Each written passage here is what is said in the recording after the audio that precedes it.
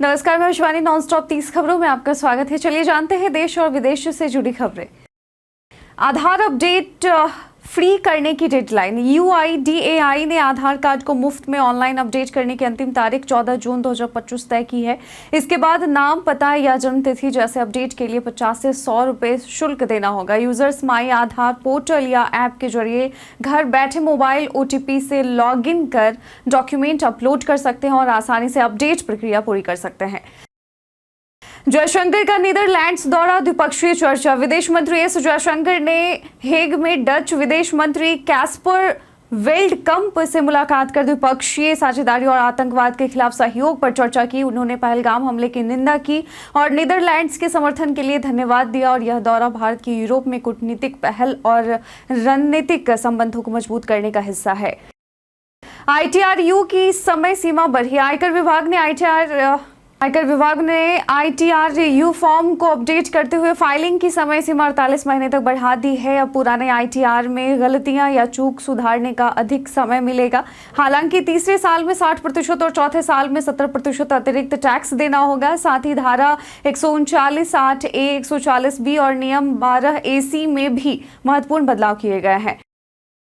भूटान में रिलायंस का बड़ा सोलर निवेश। अनिल अंबानी की रिलायंस पावर ने भूटान की ग्रीन डिजिटल के साथ मिलकर 500 मेगावाट का सोलर प्लांट लगाने का करार किया है। 2000 करोड़ की लागत वाला यह प्रोजेक्ट भूटान का सबसे बड़ा सोलर प्रोजेक्ट होगा और इसमें 50% की साझेदारी होगी।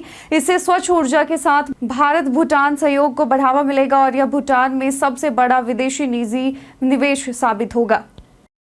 उपराष्ट्रपति ने फिर उठाए न्यायपालिका पर सवाल। उपराष्ट्रपति जगदीप धनखड़ ने न्यायपालिका की पारदर्शिता और जवाबदेही पर जोर देते हुए सुप्रीम कोर्ट के 1991 वीरास्वामी फैसले पर पुनर्विचार की मांग की है। उन्होंने जस्टिस यशवंत वर्मा केस में जांच में देरी और पारदर्शिता की कमी पर चिंता जताई। धनखड़ ने वैज्ञानिक आधार पर आपराधिक जांच और न्यायपालिका की जवाबदेही सुनिश्चित करने की अपील की है। अमरनाथ वैष्णो देवी बोर्ड पुनर्गठित। उपराज्यपाल मनोज सिन्हा ने श्री अमरनाथ व माता वैष्णो देवी श्राइन बोर्ड का पुनर्गठन किया है। सुधा मूर्ति, स्वामी अवधेशानंद गिरी, डॉक्टर अशोक भान व प्रोफेसर विश्वमूर्ति शास्त्री सहित कई प्रतिष्ठित हस्तियों को नए सदस्य के रूप में नामित किया गया है। दोनों बोर्ड में 9 सदस्य होंगे जिनका कार्यकाल 3 साल का होगा। इसका उद्देश्य यात्राओं को अधिक सुगम और व्यवस्थित बनाना है। भारतीय सांसदों का 33 देशों का दौरा। भारतीय सांसदों की एक टीम 23 मई से 33 देशों का दौरा करेगी, जिसमें पहलगाम हमले और ऑपरेशन सिंदूर की जानकारी देंगे तथा पाकिस्तान के हमलों के बारे में उजागर करेंगे। टीम में विदेश मंत्रालय के अनुभवी राजनयिक भी शामिल हैं। दौरा 3 जून तक चलेगा और संयुक्त राष्ट्र सुरक्षा परिषद के सदस्य देशों पर विशेष ध्यान दिया जाएगा, लेकिन चीन, तुर्की और अजरबैजान का दौरा नहीं होगा।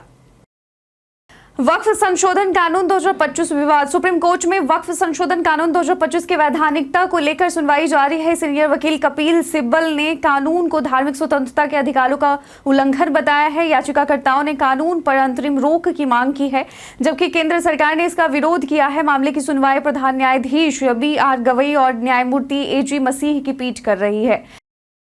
CRPF का मैस एडवांस बढ़ाया। CRPF ने महंगाई के मद्देनजर अधीनस्थ अधिकारियों और अन्य रैंक के कार्मिकों के लिए मैस एडवांस राशि 5,000 रुपये से बढ़ाकर 6,500 रुपये कर दी है और यह फैसला यूनिट कमांडेंट और सेक्टरों की सिफारिशों के बाद लिया गया। राशन मनी अलाउंस भी पहले से संशोधित है।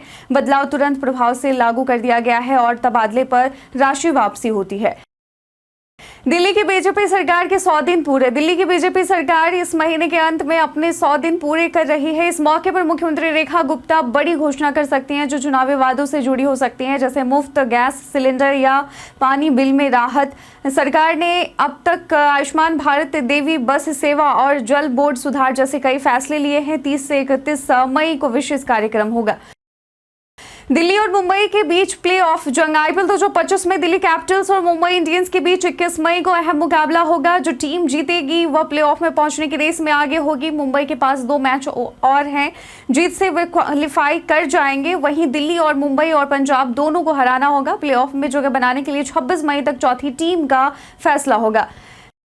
नैन्सी त्यागी का ड्रेस विवाद। कांस फिल्म फेस्टिवल में नैन्सी त्यागी का ड्रेस विवाद में आ गया है। नेहा भसीन ने दावा किया है कि नैन्सी ने अपनी ड्रेस खुद डिजाइन नहीं की, बल्कि मुंबई के एक स्टोर से 25,000 रुपए में खरीदी है। नेहा ने इंस्टाग्राम पर दोनों की ड्रेस की समानता के सबूत भी साझा किए हैं, जिससे नैन्सी के दावे पर सवाल उठे हैं। पीएम मोदी करेंगे 103 स्टेशनों का उद्घाटन। प्रधानमंत्री नरेंद्र मोदी 22 मई को अमृत भारत स्टेशन योजना के तहत पुनर्विकसित 103 रेलवे स्टेशनों का वर्चुअल उद्घाटन करेंगे। इसमें मध्य रेल के 12 स्टेशन शामिल हैं, जिन पर 138 करोड़ रुपए से अधिक खर्च हुए हैं। इन स्टेशनों पर प्लेटफॉर्म रिनोवेशन, आधुनिक शौचालय, वर्टिकल गार्डन जैसी सुविधाएं विकसित की गई हैं। योजना का उद्देश्य स्टेशनों को स्मार्ट, टिकाऊ और दिव्यांगजनों के अनुकूल बनाना है। पतंजलि फूड्स ने रिकॉर्ड मुनाफा कमाया। FY25 की चौथी तिमाही में पतंजलि फूड्स लिमिटेड ने अब तक का सबसे अधिक रेवेन्यू, ग्रॉस प्रॉफिट और EBITDA हासिल किया है। Q4 में कंपनी का रेवेन्यू 9,692.21 करोड़ और EBITDA 568.88 करोड़ रुपए रहा। पूरे साल का EBITDA 2,079.06 करोड़ रहा। FMCG, खाद्य तेल और HPC सेगमेंट में उल्लेखनीय वृद्धि हुई है। कंपनी ने विज्ञापन और ब्रांड निर्माण में भी जोरदार निवेश किया। बिहार में बनेगा ओलंपिक स्तर का खेल गांव। बिहार सरकार राज्य के 9 प्रमंडलों में ओलंपिक स्तर के खेल गांव बना रही है, जिससे भविष्य के अंतर्राष्ट्रीय खिलाड़ी तैयार किए जा सके।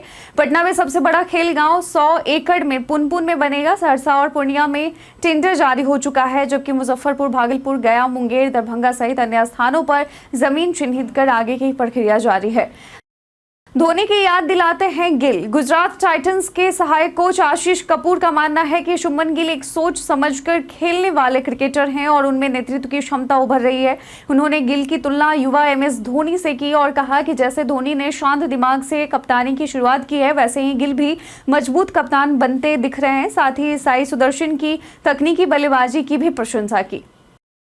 घर बैठे राशन कार्ड करें अपडेट। अब आप अपने परिवार के किसी सदस्य का नाम राशन कार्ड में घर बैठे जोड़ सकते हैं। इसके लिए मेरा राशन 2.0 ऐप का इस्तेमाल करें और आधार कार्ड के जरिए लॉगिन करके फैमिली डिटेल्स में जाकर नया नाम जोड़ें। अगर ऑनलाइन संभव ना हो तो नज़दीकी खाद्य आपूर्ति केंद्र जाकर ऑफलाइन प्रक्रिया भी पूरी की जा सकती है और आधार की कॉपी और फॉर्म भरना जरूरी होगा। सितंबर में लॉन्च होगी 2nm चिप।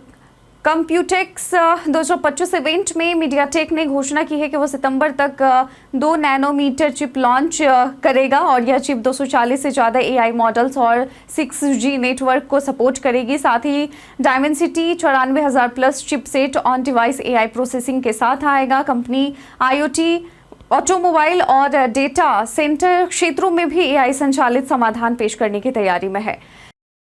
वॉर 2 का टीजर धमाकेदार। वॉर 2 का टीजर रिलीज हो चुका है, जिसमें ऋतिक रोशन, जूनियर NTR और कियारा आडवाणी जबरदस्त एक्शन करते नजर आ रहे हैं। अयान मुखर्जी द्वारा निर्देशित यह फिल्म YRF स्पाई यूनिवर्स की 6ठी फिल्म है और 14 अगस्त 2025 को रिलीज होगी। हालांकि टीजर में कुछ दृश्य ग्राफिक्स से ओवरलोड और नकली लगे, लेकिन फैंस फिल्म से काफी उम्मीदें लगाए बैठे हैं। 30 जून से शुरू होगी मानसरोवर यात्रा। कैलाश मानसरोवर यात्रा 30 जून 2025 से दोबारा शुरू हो रही है। कोविड के कारण 2019 में बंद हुई इस यात्रा को लेकर श्रद्धालुओं में खासा उत्साह है। इस बार यात्रा 23 दिन की होगी और खर्च भी बढ़ा है। लिपुलेख रूट से यात्रा पर 1,84,000 और नाथुला रूट से 2,84,000 रुपये खर्च होंगे और रजिस्ट्रेशन KMY.gov.in पर जाकर किया जा सकता है। अमेरिका ने ट्रैवल एजेंसियों पर वीजा बैन लगाया। अमेरिका ने भारत की कुछ ट्रैवल एजेंसियों के मालिकों और वरिष्ठ प्रबंधन पर वीजा प्रतिबंध लगाया है। ये एजेंसियां झूठे दस्तावेज और धोखाधड़ी के जरिए अवैध प्रवास को बढ़ावा दे रही थी और यह प्रतिबंध वैश्विक नीति का हिस्सा है और वीजा छूट कार्यक्रम में भी लागू होगा। अमेरिका का उद्देश्य अवैध प्रवास रोकना और मानव तस्करी नेटवर्क को खत्म करना है। सोना चांदी सस्ते हुए फिर से। जी हां, आज सराफा बाजार में सोना 727 रुपये और चांदी 801 रुपये सस्ती हुई। 24 कैरेट सोना 93,058 रुपये प्रति 10 ग्राम और चांदी 94,954 रुपये प्रति किलो पर खुली। ऑपरेशन सिंदूर के बाद से कीमतों में लगातार गिरावट आई है। GST जोड़ने पर सोना 95,849 और चांदी 97,802 रुपये के भाव से बिक रही है। सोना अब ऑल टाइम हाई से 6,042 रुपये सस्ता हो चुका है। उबर ऐप से खरीदे मेट्रो टिकट। अब दिल्ली मेट्रो का टिकट उबर ऐप से खरीदना आसान हुआ और सस्ता भी। यात्री 50% तक की छूट के साथ QR कोड टिकट बुक कर सकते हैं। उबर ने ओएनडीसी के साथ साझेदारी कर यह सुविधा शुरू की है। एक बार में 8 टिकट खरीदे जा सकते हैं और मेट्रो की लाइव जानकारी भी ऐप में मिलेगी। यह सुविधा जल्द ही अन्य शहरों में भी शुरू होगी। टिकट व्हाट्सएप और पेटीएम से भी बुक कर सकते हैं। पीएम किसान योजना के लिए जरूरी दस्तावेज। पीएम किसान सम्मान निधि योजना की 20वीं किस्त से पहले आवेदन करना जरूरी है। इसके लिए आधार कार्ड, बैंक खाता, जमीन के दस्तावेज और निवास प्रमाण पत्र सही होने चाहिए। साथ ही केवाईसी करवाना अनिवार्य है। बिना सही जानकारी के किसान योजना का लाभ नहीं ले पाएंगे, इसलिए सभी जरूरी कागजात समय पर तैयार कर ले। कोविड-19 मामलों में फिर वृद्धि। कुछ देशों जैसे सिंगापुर, हांगकांग और थाईलैंड में कोविड-19 के मामले फिर से बढ़ने लगे हैं। भारत में फिलहाल 257 सक्रिय मामले हैं, जो मुख्य रूप से केरल, तमिलनाडु और महाराष्ट्र से हैं। स्वास्थ्य मंत्रालय ने कहा कि स्थिति नियंत्रण में है। कोविड-19 से बचने के लिए वैक्सीन लेना, मास्क पहनना, दूरी बनाए रखना और हाथ धोना जरूरी है। माइक्रोसॉफ्ट ने लॉन्च किया नया एडिट। माइक्रोसॉफ्ट ने अपनी बिल्ड डेवलपर कॉन्फ्रेंस में विंडोज के लिए नया open source command line text edit launch किया है और यह मोडलेस, लाइट वेट, 250 KB से कम और यूजर फ्रेंडली है, जो VS कोड जैसे फीचर्स देता है।